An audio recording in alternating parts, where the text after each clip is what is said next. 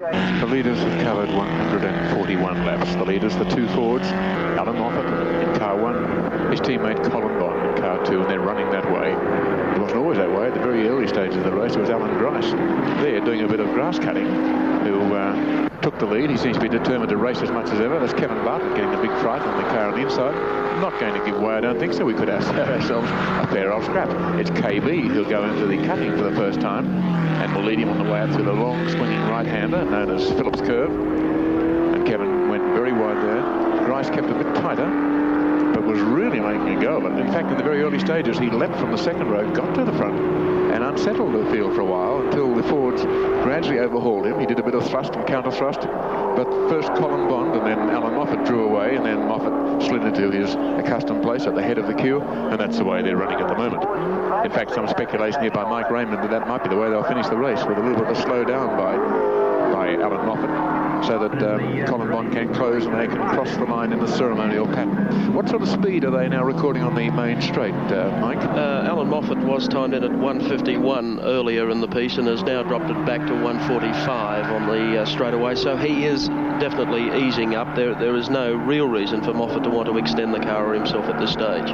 Now, Alan Grice, who is in 7th place, and behind the Bartlett car, which is in 5th place, is making a big move to try and get by. He doesn't like being behind anyone, and he's been nibbling and thrusting away all the time around this lap. Kevin has been going terribly hard, of course, and there's no giveaway here. And look at them, with the Grice car just a little faster. Braking will be interesting, and there's going to be an Alpha to get an awful fright. That's a Frank Porter Alfetta, I think, that was passed by the two of them almost at once. Kevin Bartlett, by the way, has no second gear, which was going to make his exit from this corner rather a distinctive sort of effort. He's running now without second, so he'll be going to go as hard as he can in 3rd. And this is why Grice is catching him at this point of the racetrack. As we can see, Grice is further back in the rundown of the race than Kevin Bartlett, but KB is giving it quite a handful of opposite lock through the corners. And incidentally, going back to that speed variation of Alan Moffat from 1:51 back to 1:45, Colin Bond has gone from 1:47 up to 1:51. Right, so he's trying to catch his leader maybe to cross the line. They're under the influence of acceleration, where Kevin doesn't have second gear. Grice is pulling away. He always has been fast up this part of the circuit, though, in the early stages of the race today. And there's a great aerial view from the 7 helicopter, and you can see the tail drifting going on by Grice in particular, and KB, who's no slouch, hangs it a little bit, not quite in the same distinctive pattern, but far enough out to give him a bit of a sensation of performance. Now, a very hard part of the circuit for the driver without second gear, and Grice may just pull away, but Kevin is hanging on up to Phillips Curve, and they'll be flying a lot across the top of the mountain. And Bartlett now having a real go, wants to get back in front again. Yes, they're really racing each other. Oh, there's not too much between them either.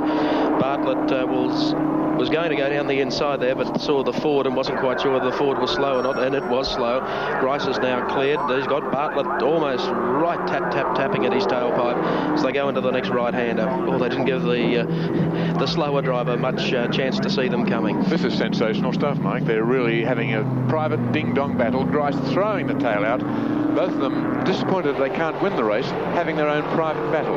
Not so concerned about conserving tyres. They feel the cars will last. The clock is on and they're going quickly, and it's Grice with second gear just a bit in front of... Oh my goodness. It hasn't finished yet. The BMW didn't know where it was all going on. The Escort, I'm sorry. Bartlett was out on the grass at that stage, still gaining ground, so a tremendous dice here, an unbelievable dice really, considering how far we're into the race. And here goes Kevin Bartlett down the outside of Grice. He's got the same problem.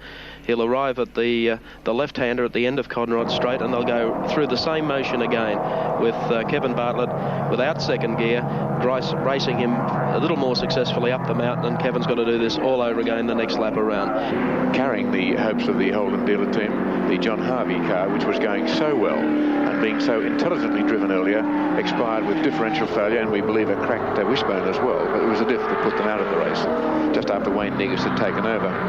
So it was very great bad luck to them, but Charlie O'Brien and Ron Harrop have, whoops, as he lifts his inside left leg up, have driven the car well, and they're up into fourth place. In the meantime, the message comes that Moffat's car, which went down the straight at 130 miles an hour last time, which is getting a bit slow for Moffat, is puffing smoke from the front of the car, and he has only a 39-second gap now over his teammate Colin Bond, with less than 11 laps to go. So is at last a chink beginning to appear in the strong Ford armour, which has led to Moffat and Bond dominating this race. It's an incredible race, the Hardy-Frodo 1000. A pattern is set each year. They sprint for the lead, and then around about lunchtime there's the lull where everyone starts to ease off. And then usually in the last hour of the race there is always something dramatic. We had it last year, and of course if our information is correct, we could have another thriller on our hands this year. Well, this is a Moffat car up the top. It has Derek Bell behind him, who's now taken the lead in the 2-litre class.